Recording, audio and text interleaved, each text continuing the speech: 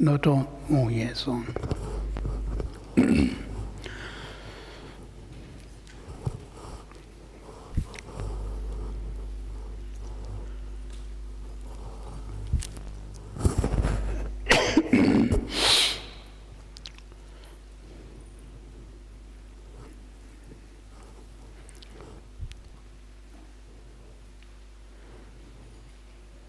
Sangye Chudong, Tsoje Chonam Lai, Changcho Pardo, Dani Kyausu, Dagi Chuche Gibe Sunam Chi, Dola Pinchera Sangye Do Pare Sho, Sangye Chudong, Tsoje Chonam Lai, Changcho Pardo, Dani Kyausu, Dagi Chuche Gibe Sunam Chi, Dola Pinchera Sangye Do Pare Sho, Sangye Jodang Zoje Chonam Lai, Changjo Pardo Dane Kyosui, Dagi Chushe Gibe Sunam Chi, Dola Benjara Sangye Dombare Sho. Semje Damje Dewa Dang, Deve Gyudang Dembre Churje, Dunga Dang Dungek, Jodang Dawai Chuje, Dungal Mebe Dewa Damba Dang, Minda Varaj, Nyere Chadang, Nidang Tave, Dang Nyom Chembo La, Nebra Churuj, Semje Damje Dewa Dang, Deve Gyudang Dembre Churje, Dungal Dang Dungek, Jodang Dawai Chuje, Dunga Mebe Dewa Damba Dang, Minda Varaj Churje, Nyere Chadang, Nidang Dang Nyom Chembo La, Nebra Churuj, Semje Tamje Dewa Dang, Deve Gyudang Dembre Dunga Dang Dunge Ge Jodang Taware Chuje, Dunga La Mebe Dewa Damba Dang Minda Vare Churje, Nyereng Chao Dang Nyedang Dang Nyo Jembo La Nembare Juroi Chi Palden Zavya Lama Rimbo Che, Dage Kewo Pede Dejon, Kadin Jembo Gune Jezon De, Kozon Tokje Ngodo Zao Do So Balden Dorje Changwa Rikin Chabdar Lama Karmapa, Chingo Kunje June Sije Panjur Yedam Dorje Nanjur Chinle Kunje Chopa Chujon Perje Chamdar La Nanjur Kebar Sijin Dut Dame Tukje Kyongwara Enze.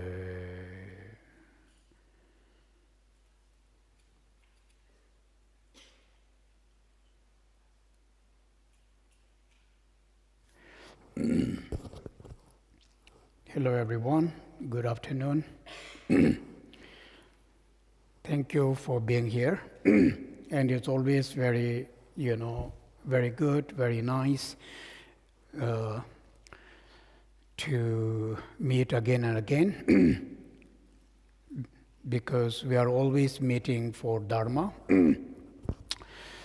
So therefore every time when we have this kind of occasions where we could discuss about Dharma, feels very special. And it is thanks to all of you that we get this opportunity actually, otherwise I have to talk to myself.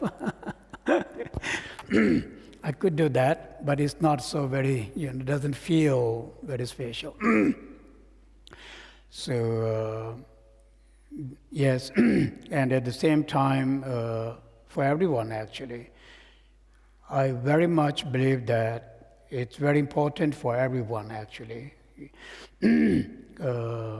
I mean Dharma, of course. Meeting people is one thing, but meeting people regarding Dharma or in an occasion where Dharma is being practiced, Dharma is being studied, Dharma is being taught, that is what we can call really the most precious, time of our lives. Because this kind of wisdom, right, that we share with each other could very much change, in the course of our lives. You never know, really. You never know how, where you can experience awakening in us. And then awakening here meaning you will have a vision of what your life is all about or what your life can be all about. At the end of the day, it's all about our life, actually. Of course, in Buddhism, we say it's about Buddhahood, correct? But it's about our lives. So you never know, at the same time, then from what I understand, is that the Dharma teachings, the understanding of the Dharma knowledge, your own practice, that is what is, different in your life, different than others. Otherwise, everything in your lives, in our lives, is same like others. So what's so special about it, really? Nothing is special. You go shopping, nothing big deal about that. Everybody goes to shopping. You go for dinner, lunch, date, all these things. Dating is not big deal. Everybody dates. So what's so very special about that? So, no, it's good. These are really part of life. We should learn to appreciate that. We should learn to enjoy that. I'm not saying that, you should stop doing that. No, actually, you should not. You should do it. Because this is what life is meant to be. But at the same time, then, one can also, let's say, make that more, meaningful, bring more depth in this kind of things. Let's say in a friendship, in a relationship, anything, bring more depth in that, things like that. So, yes, like we usually say, Dharma chat. What we are doing is, chatting Dharma, which is really wonderful, actually. So therefore, not just me, we all, in Kibi or otherwise, really appreciate, giving us this opportunity to, to have this occasion, actually. So therefore, thank you very much for being here, and I hope that, you will bring back a lot of meaningful things for yourselves, for other people to share. Then that is really, the reason you came here, being part of this, is for that, correct? To bring this kind of knowledge, wisdom to others, share with others. Then it's fruitful, very, very fruitful, correct? Right. So yes, I mean, in terms of, yes, we have this, let's see, so I am teaching the 7 points of mind training. Of course, everyone knows that. Khenpo Chok is teaching on meditation, I think based on 4 kinds of mindfulness. And then Dupen Nyenjam, he is giving Sojong vows, at the same time, teaching also, I guess, on Sojong or otherwise. So in short, it's very special in the sense that we get this, opportunity to integrate, all these together. Meaning, the whole point of learning Dharma or trying to understanding Dharma is to try to live it, right? We have to try to live it, integrate in your lives, into your practice. So here, during this time, or actually otherwise, we try to bring that knowledge, that understanding, and of course your own practice, to that practice while doing sojong or otherwise anything. So it makes it very rich. Your practice becomes very rich. That is because you have been able to integrate in a very profound way, in a very deep way, everything that you know, and then experience it, in that meditation, in that view, in that. When I say more time, I don't mean to say that you have to leave everything and, just not do anything, not this time. But, more time, And then more time and more time and more time to the Dharma practice. So yeah, anyhow, so yes, coming back to the Sojong vows. So the Mahayana Sojong vow, the 8 precepts, they become Mahayana Sojong vow because of the motivation. Actually, here the motivation is is supported by the bodhicitta, so therefore they become the aspect of the Mahayana, because the Sojong vow is very common vow. 8 precepts are there both in Theravadan as well as in Mahayana, so to speak. But the Mahayana Sojong vow, the 8 precepts, the Mahayana Sojong, due to the bodhicitta, then it becomes the Mahayana, so to speak. Yes, so the 8 precepts are quite simple, not really difficult at all.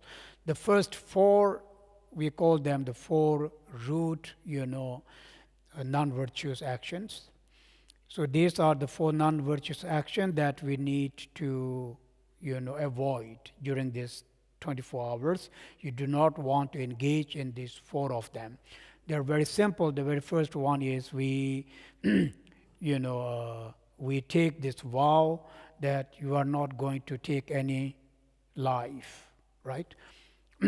Any life of any beings at all. So therefore in Tibetan the word is giving up harm, which here the worst harm one could give is taking someone's life. So it means giving up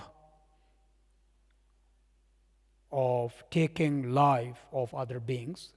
And I think that is probably something we don't have to worry. I'm thinking from the Sojong vow point of view.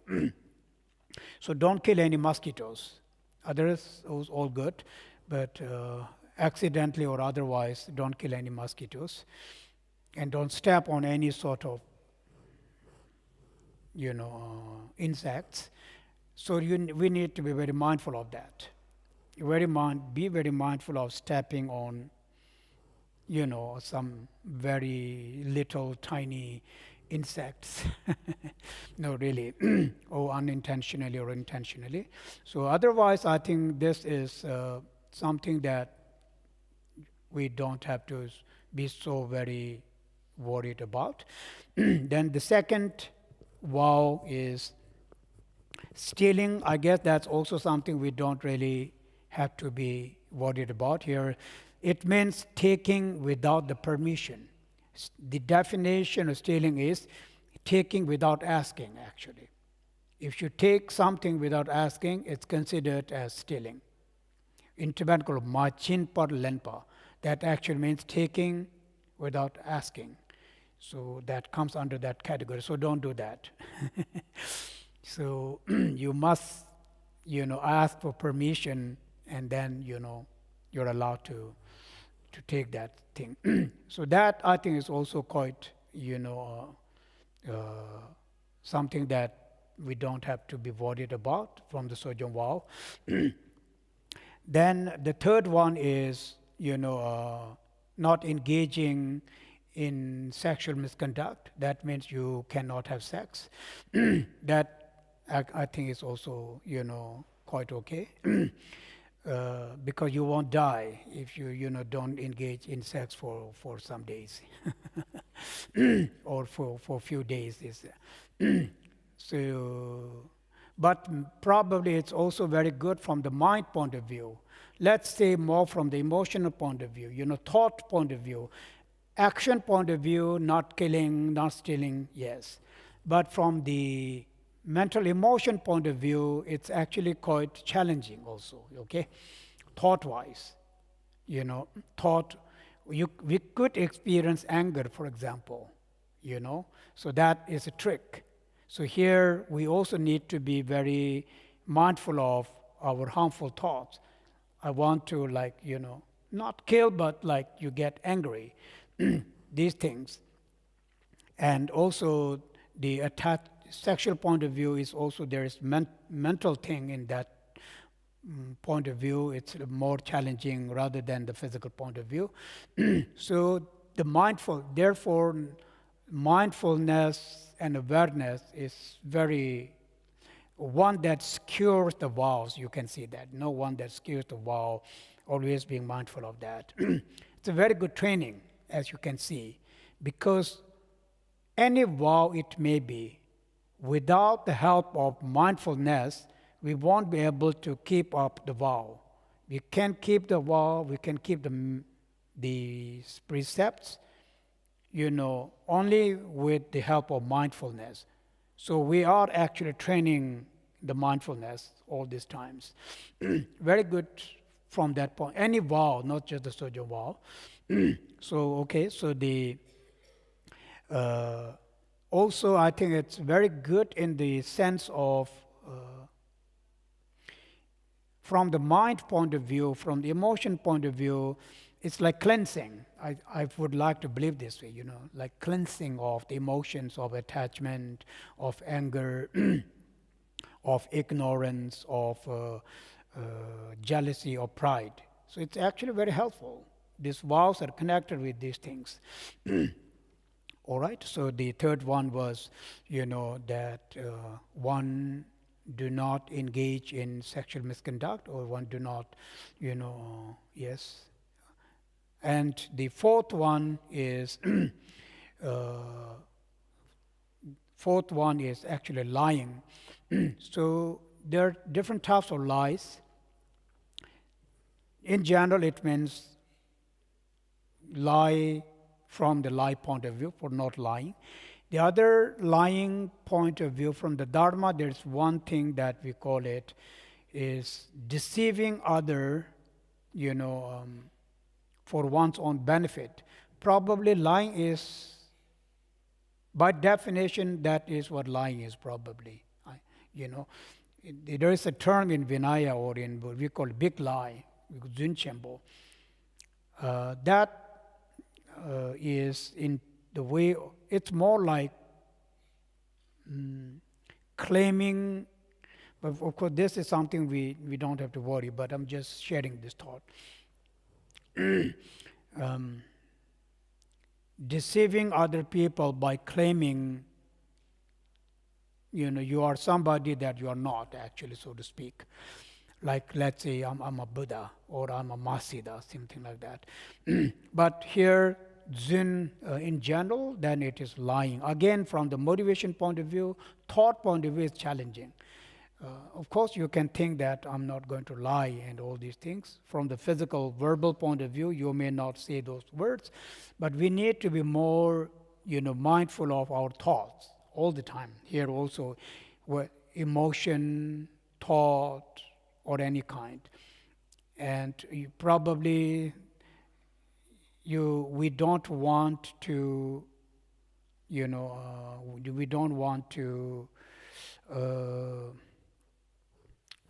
don't want to, or probably for time being, you just want to stop your social media activities. Because it's very, disturbing, correct? And so it's not good actually. Thought-wise, of course you may not do this, but if you are on your phone and all these things, a lot of things comes about, then you get angry and you wish, I wish this, that, so then there's a trick in there. So probably you want to be more mindful. In general, really, we want to be very, very, mindful of about this social media thing. And especially if you're doing sojong, then really it's a good idea to,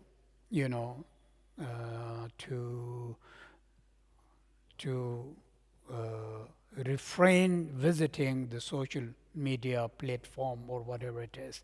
This is just a thought I have. It could very much disturb or disrupt the vows, from the mind point of view. Anyways, so yes, these are the first four. and we call them the root vows, just for the sake of it, from the 8 precepts.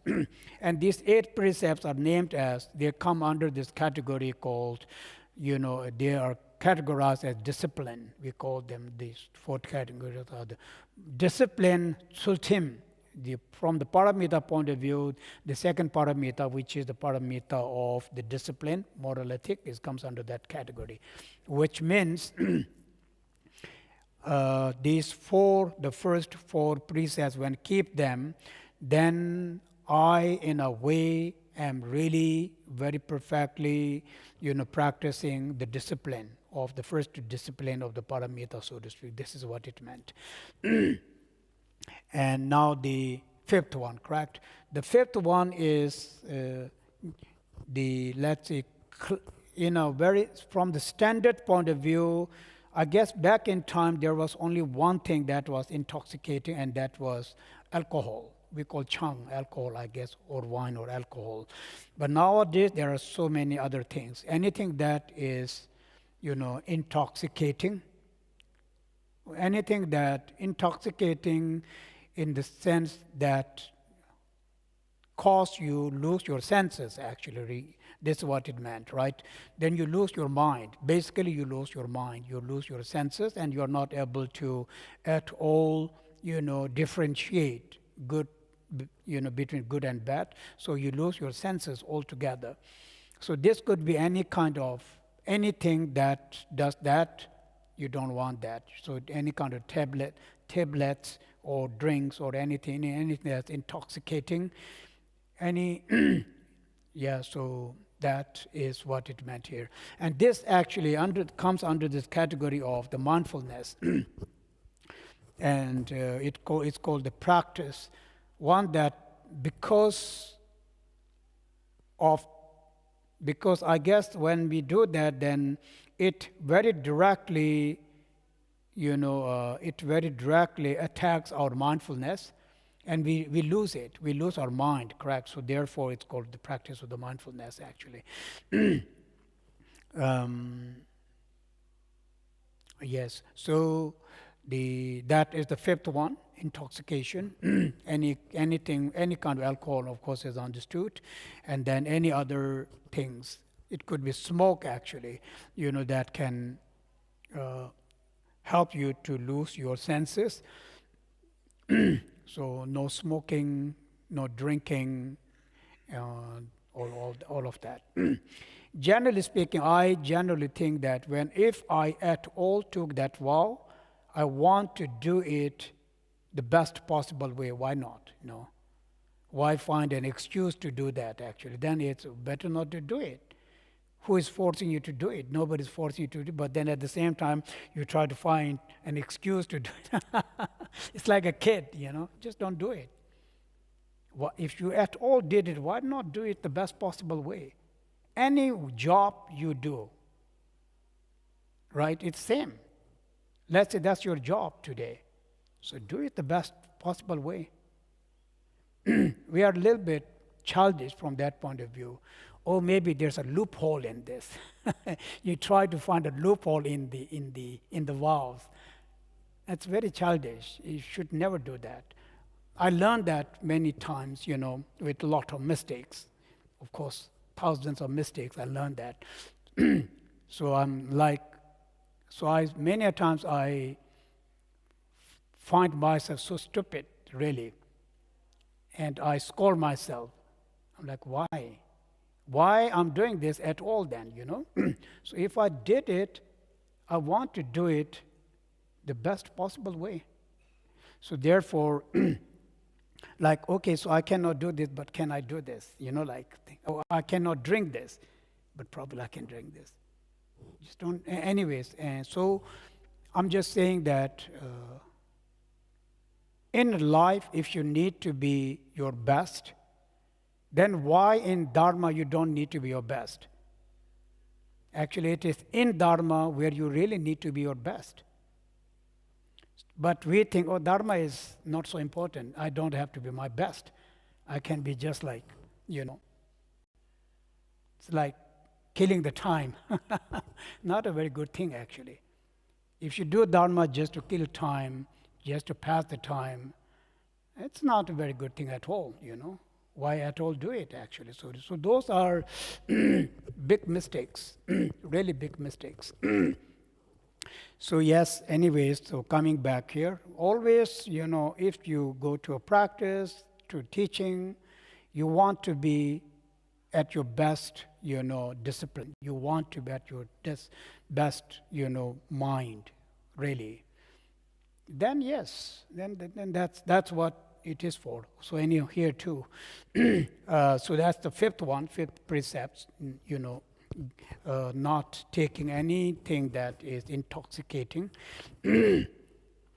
So mindfulness is called the category. It comes under the category of the mindfulness, which I already said, pagyapa. Okay. Now the sixth one is untimely food. To my PC, untimely food, which actually, according to Vinaya, then the untimely food, here this is according to the vow, because in Vinaya, for the ordained people like monks and nuns, you know, then due to their vow, then taking meal after noon, actually, it's right, it's after the noon. So then that's called untimely meal. So when we take Sojong vow, it's because of the vow. Otherwise, there is no such thing as timely or untimely meal. You can take meal anytime you want, you know. But it's because of the vow. So here is what it meant is that you cannot have, you are not to take any sort of raw food, you know, after lunch. So usually the lunch is, you know, at noon, right, at noon. And after noon, like means after 12, then one is not to take any food that is raw. You can drink water, but not something that is raw at all. So I'm very sure many of you have done Sojong many times, Nyungne many times, so it's same rules, actually, same rules. But it's good, no? As far as the food is concerned, I'm thinking many of you may be happy to do that. It's a very good diet, actually. You know, it's just, what's the big deal, so to speak? It's sometimes big deal, I know that. But at the same time, I'm like, oh, it's good for the, you know, good for the body, so to speak. At least you can think like that. So, yes, and then sixth, seventh, right? Seventh, again, the seventh one is something we probably don't have to worry so much. It's actually about, you know, about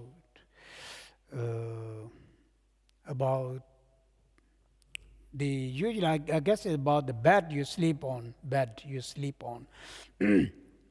You don't want to sleep on a bed that is too high, actually, so to speak, like it says. But I think we are quite fine here. In the sense, like, I think this is from the point of view of, you know,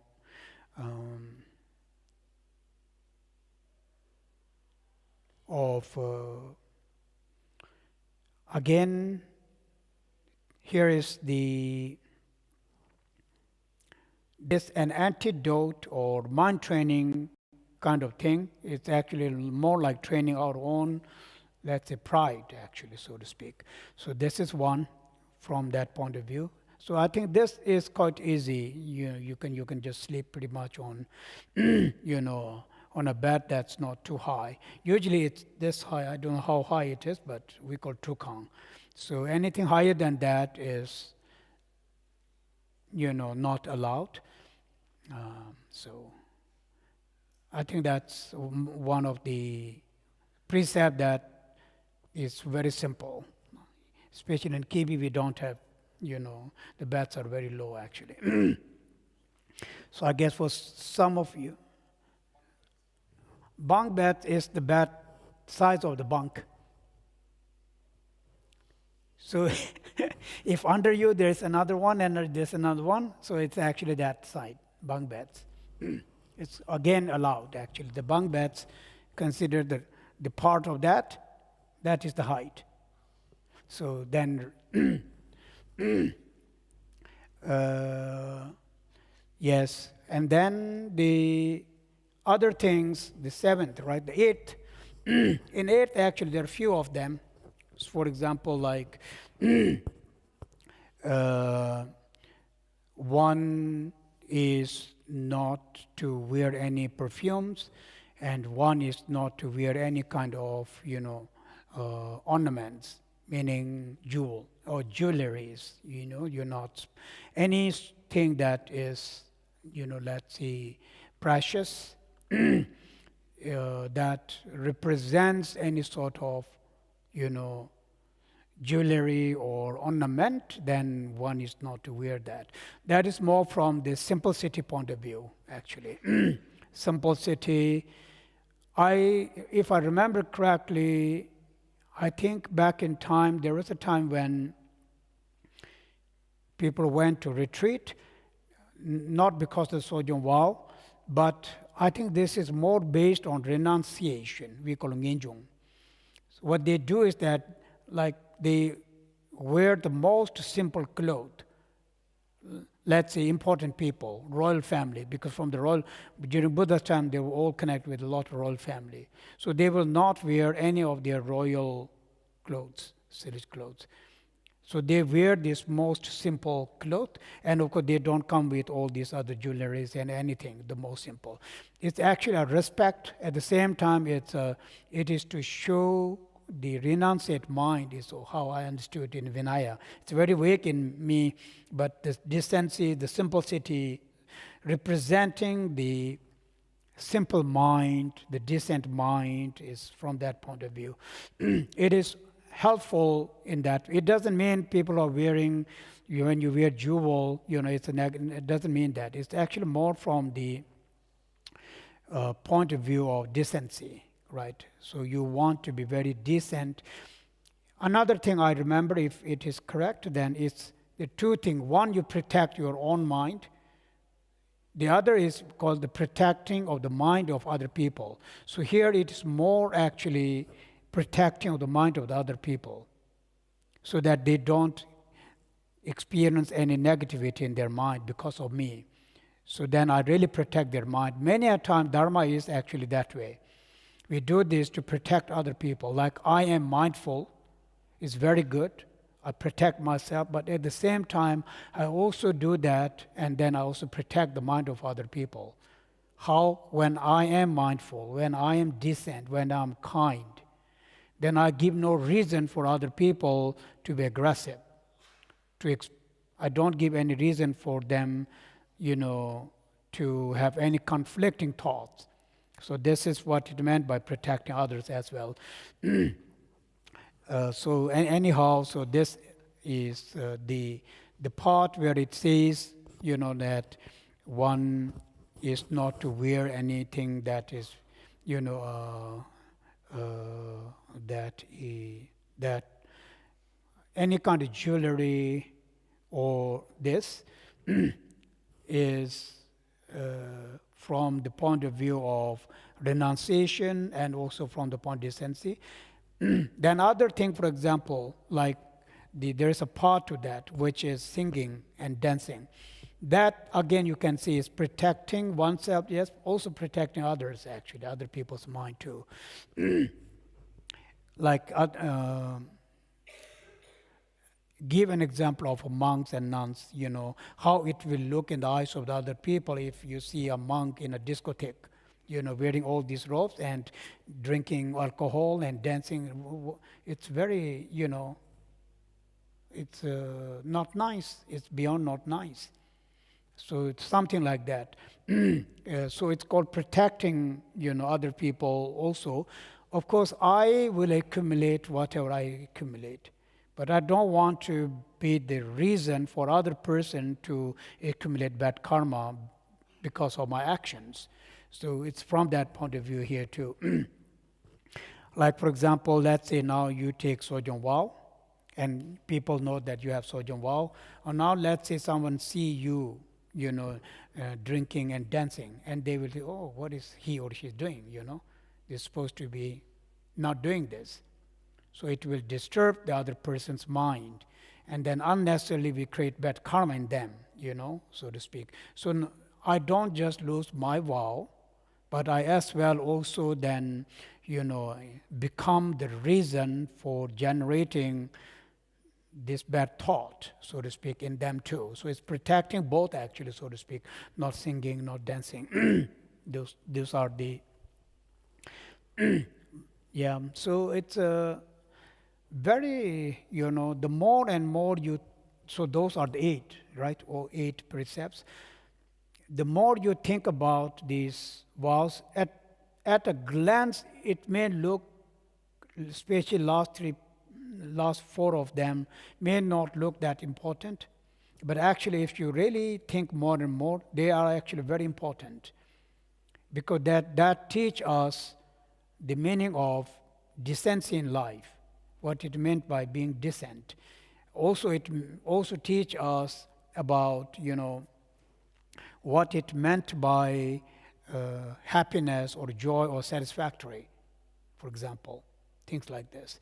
So there are many, let's say, from the mental point of view, mind point of view, the way this discipline helps our mind is very profound.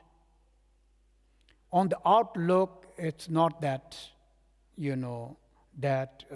obvious on the surface.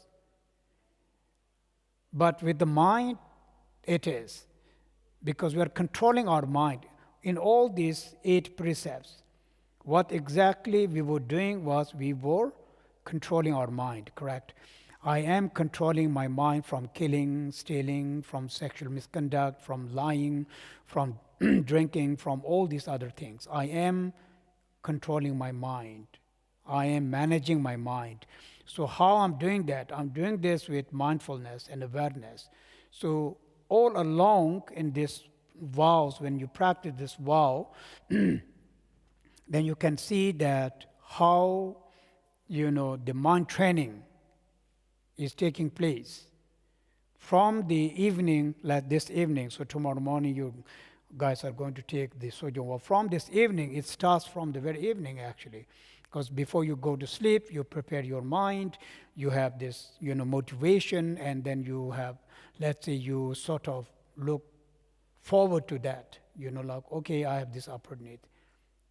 You look forward to doing this Sojong vow. Then your whole dream process, the whole process until the next morning, becomes that state of the vow actually. Even before taking that, it's not vow, but it resembles to that vow. And then you can see, what kind of foundation you have built for that vow. And this is how everything you do becomes meaningful actually. From the dream to until the next morning, right? So like that. So the whole process, day and night we could see, it's very much like, practicing around the clock. And this is more in our mind than more of the action. While there is something called in the beginning, in the middle, in the end, actually we call it. Thoma, par, thama. So in the beginning, in the middle, in the evening. Pretty much about what I'm trying to say is that, so from now until tomorrow morning, you prepare yourself, with body, speech, and mind, correct? So this is the beginning of that. And then when you take the vow tomorrow, and after the vow, this is when, and actually, during this time of the daytime, on the thought you experience, everything you think is really Dharma actually. You will be listening to the teachings, and then you will be practicing these, teachings. So, but the important part is that you must remember to appreciate that. You must appreciate your, let's say, presence here, this opportunity, you must rejoice, what you're doing, actually. That joy in you regarding your practice, regarding that what you're doing around you, all you, become the ground, the most noble ground, for that practice, right? So therefore, you can see that how day after day after day, how it can help the state of your mind. Really, from the other, probably from the Tibetan language point of view, it's more like I have joy because of the devotion. We call tepa, right? Tepa tang. So of course, I 100% have this great trust, devotion in the Dharma, in the practice, in the teaching, and out of that, a bliss is born, a joy is born. It's my own joy. It's joy of participating in that. You are participating, and there's a joy going along with this. This joy is supported by the refuge, bodhicitta, renunciation. All in all, it becomes this state of, very profound, very deep state of mind. So now you can see that how that can help one to, one with other emotions, for example. So it's very powerful in the sense that if you observe yourself, then you will find out that your own experience during this whole time, is really not mundane. We can say not so very samsaric, actually. Right? So therefore,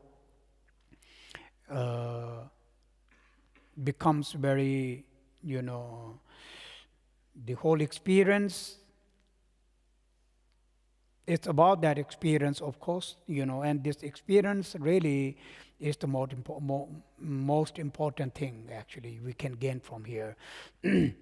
So this is something you want to remember, okay, during this time when you're here, and you want to tell yourself also these things that I said, that you want to be very mindful of your practice, your meditation, and your own mind, actually. This is really the heart of it, what you're doing. So then you are in a true meditation course. A meditation course does not mean you sit, close your eyes, and do nothing, correct? We all know this. So this can be, in this way, the way I explained, like when you try to be really very mindful of every experience, so to speak, what you're hearing, what you're thinking, what you're seeing, what you're thinking, you try to be aware of that from this Dharma point of view. At the same time, you try to be aware of your own experience. You experience everything by hearing, by seeing, by observing. That. So when they come together, then it becomes very rich. So this is about the meditation. Because meditation is an experience in our mind, an experience of thoughts, understanding, visuals that are supported by this practice, right? This practice. So that experience in your mind and the realization of that, the experience, the realization of that is really meditation. There's no other meditation, actually. Realization meaning the insight. You will gain a lot of insight, actually. There's insight within the insight. And within that insight, there's another insight. I'm not kidding. It's this way, actually, when you do this. Very like layers and layers and layers. If that is not meditation, then what is meditation, actually? Besides your mind, besides your experience, then there's no meditation, correct? So that is also the very much the definition of the meditation. You are very much here, listening, reflecting, understanding. At the same time, you are really in meditation. So sometimes people think, I have to do this, afterwards go somewhere, sit, close, and then shut down everything. I think that's not really it, actually. All of this is possible, because we try to be aware of it, right? Aware of the whole teaching, so to speak, or your experience. Meaning, aware, the other word is we are observing. You are observing many things, right? You are observing. Of course, you're listening, you're paying attention. You are observing, the teaching. You're also observing, your own thoughts, all of that. So a lot of observation, is happening in this way. So yes, these are the method, I would say, or these are things that one could do. That's what I'm saying, actually. It's what I'm thinking, what we could do, I mean, this is what I would do or what I do. Try to do at least, when I'm in empowerment or when I'm receiving teachings, that's what we try to do. So I'm just sharing my thoughts. Hopefully it's helpful for you guys. So yes, in the Sojong Vow, you will know that tomorrow there are some things in the very initial stage. Before the Sojong Vow, there are some chantings you will do. You already know that if you have the Sojong Vow. And then there is a part where actual Sojong Vow, the Mahayana Sojong Vow happens. And you take that Sojong Vow. Yes, and then I guess you will have, And then during the lunch time, also in the book, you see there's a lunch prayer. I guess this is, usually when you are together, you have to do it actually together. Whoever takes vow, you are placed, you would sit down actually, and you will be served. First you will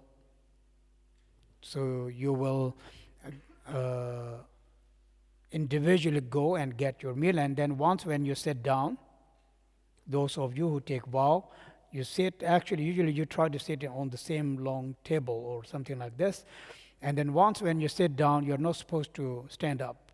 So then you will be served. You can take your meal, you sit down, and then people will come and they will serve you, okay? And there are these prayers. Usually we say this, of course in Tibetan it's very easy. We sit down, and then we say the lunch prayer together, so to speak. And then there are things that you do. You make, part of the meal, the fresh meal, you take out, you have to make some, few parts of that. And then after when you have said the prayer, lunch prayer, you can have the meal. And after there's another prayer, and it's actually called dedication, but it's more like, actually it's more of a practice of generosity. Here we call it the leftover. Not call it, it is leftover actually. So the leftover, the first fresh ones are offered to Buddhas and Bodhisattvas. The leftovers are usually offered to lower beings. We call them lower beings. It's a very good idea. The concept is very good. Lower beings, who have no food, all these things. So lower beings, we call them. There are many different types of lower beings. Some are very specifically mentioned lower beings. So for them, then it's part of generosity actually. There in the line it will say part of generosity. You say these lines, and then there will be this special place in the dining hall where you all have to go and, throw that. There are two actually. One, the fresh part, you throw the fresh, it will say, I think, right? It will say, you have to throw the fresh part here and the leftover here, because it's for two different things. I think these are mentioned, Ijiral. I think so. I think you will know when you go this. Otherwise, then those who have done this before, then you can, of course, guide them. So it's good, to observe. You are first, like fresh ones here. You're doing first time, then observe it. Just follow the other people, observe it. No big deal. There's no big mistake you can make out of that. So don't worry too much about that. But just observe. It's good to observe. Just observe it. So that's really it, actually. And then in the morning, of course, then Sojong, then Lama, Dupurumchi, when he will explain it, I guess, more, about the Sojong. You have to take it from him.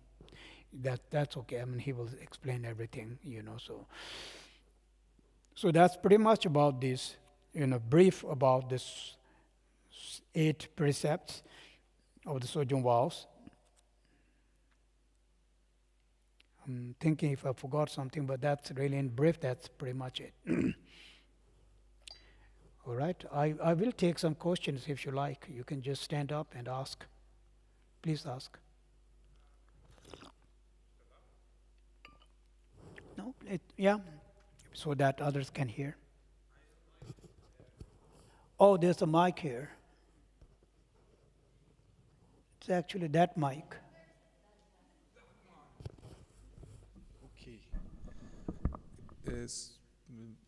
Thank you for the teaching. And Khenpo, you said that it's very important to be happy about the vows, and and like to be thankful. And I have 2 vows that I have a question about, because I cannot see anything other than beautiful about sex and singing.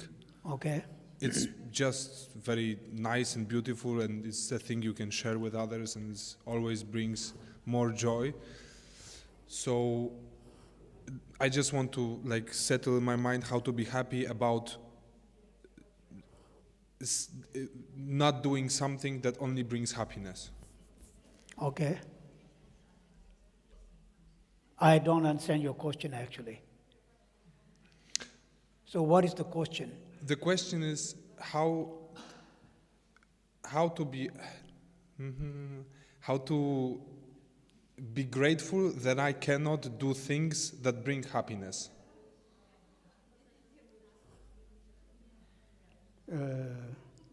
Like I am taking a vow that I will not, among other things. The other things are very obvious. Yeah, I try not to lie and kill anyway. Okay. But why am I happy that I'm not doing things that are beautiful and bring joy? Like having sex or singing. Okay. Yeah, you can have sex.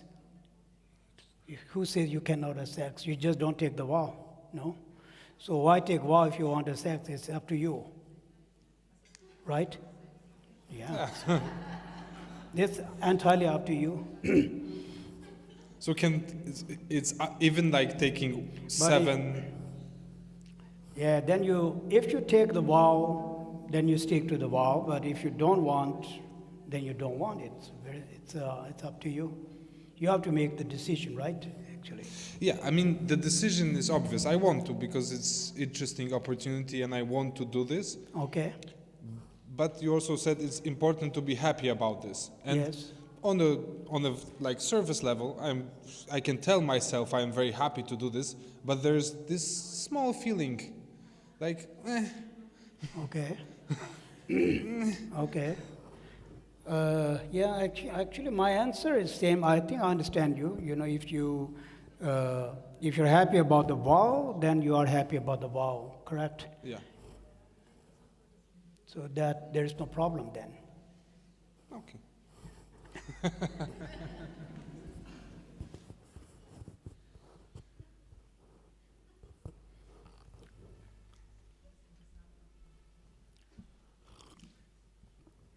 Khenpo, thank you for your teachings.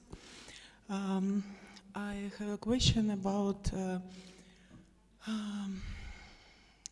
the meaning of Sojong Okay. vows and how Sojong vows helps us to deal with our karma.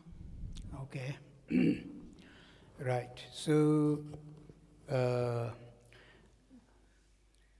from what I understand, the Sojong in a way is also a purification, you know.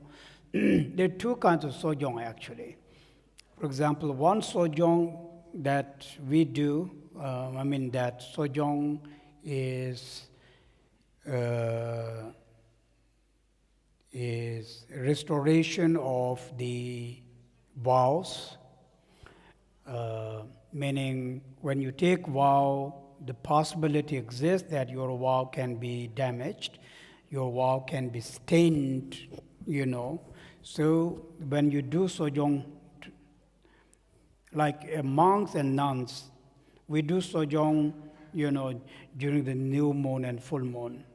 And this, the purpose of that was to restore, if there is any, let's say, you know, stain to one's own vows. There's one meaning of that.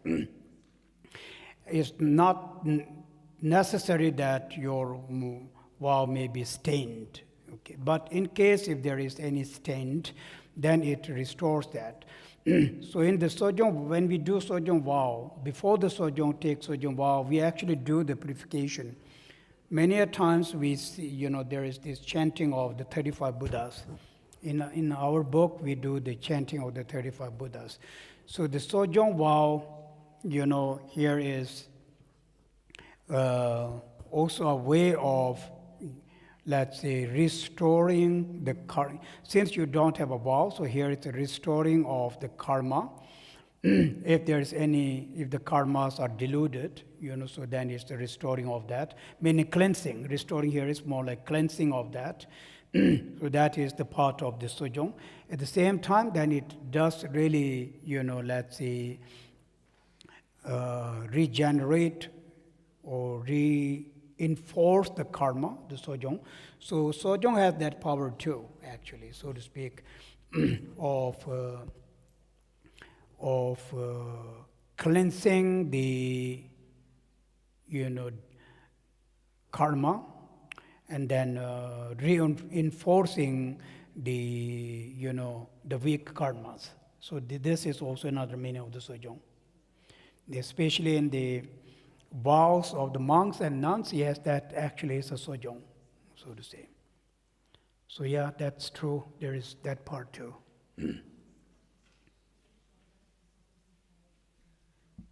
Thank you. And one more additional question on that topic.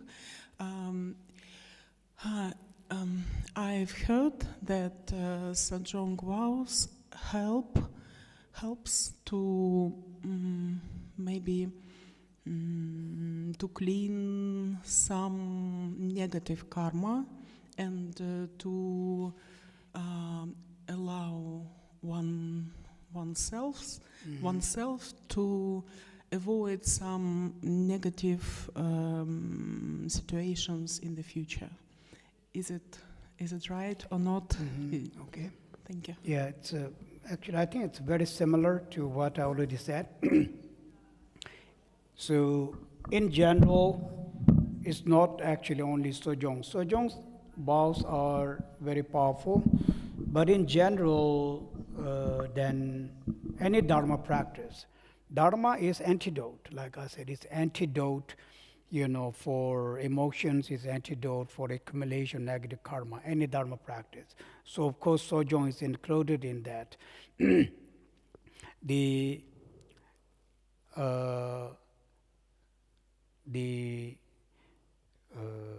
When we say Sojong, it's not just Sojong, but it's the Sojong vow, like I was saying. It's about the vow actually, because Dompa, the Mahayana Sojong vow, it's because of this vow that, you know, makes it this very, let's say, special, it's because of this vow, this motivation, that supports it, and then due to that, then it,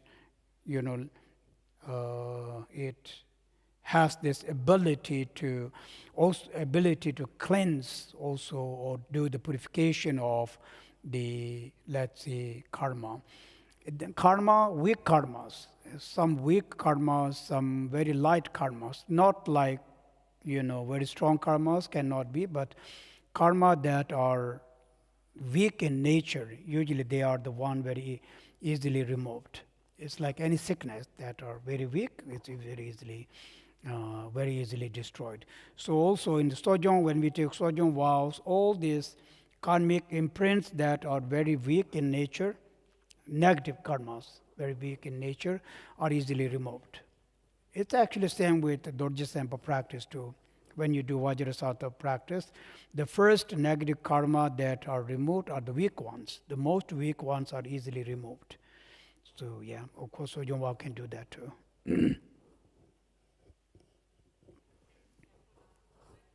Oh, is it not? Oh. My question is, if I'm honest, the precepts alone, the 8, I'm very convinced it's a great thing, and also not really so difficult to keep.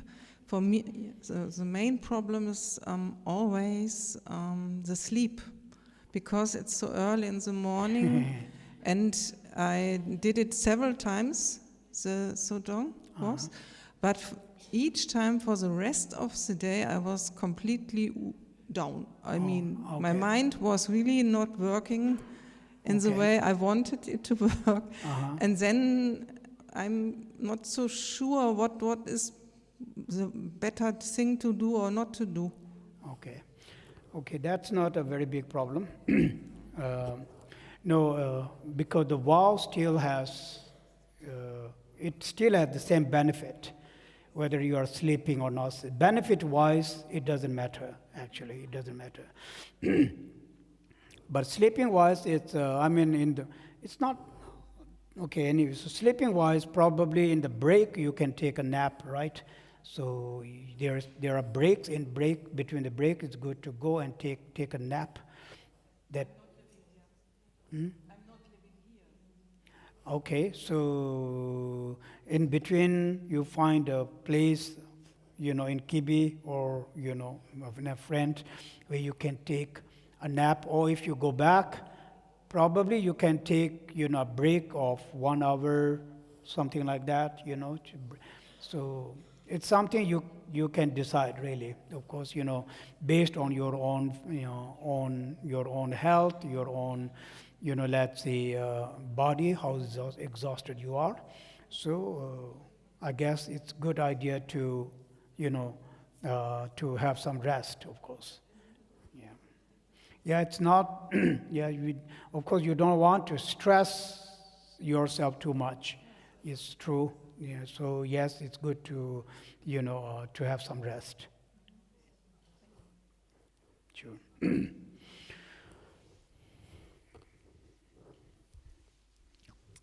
I would just like to give a small information about the QR codes that are hanging outside on the whiteboard and also up in the office. One of them is some written down explanation how to deal with or how to take the lunch if you have taken the Sojong vows. The other one would be the Chenrezig Sadhana, which we recite every evening. And the third one will be the preliminary prayers and the dedication, which we do every day. So you are welcome to download those files. All right, I think so. We will stop for today. And once again, thank you for being here. I hope you will have a good time, great time. Please enjoy your time. See you in the morning. Sunam dia tamche zikpa nye tona nye pe dana pamche che ga na che bala ye tupa ye se ban so le ando wa do wa re shoi ge wan de ye ge wo kun se nam ye she zo zo se nam ye she le chong wa tam ba ku nye to pa re sho min jo lom bo ko ye ta shi sho yan la tu jo sung ge ta shi ta da ti me tu je ta shi sho gyal ve ko song tu je ta shi sho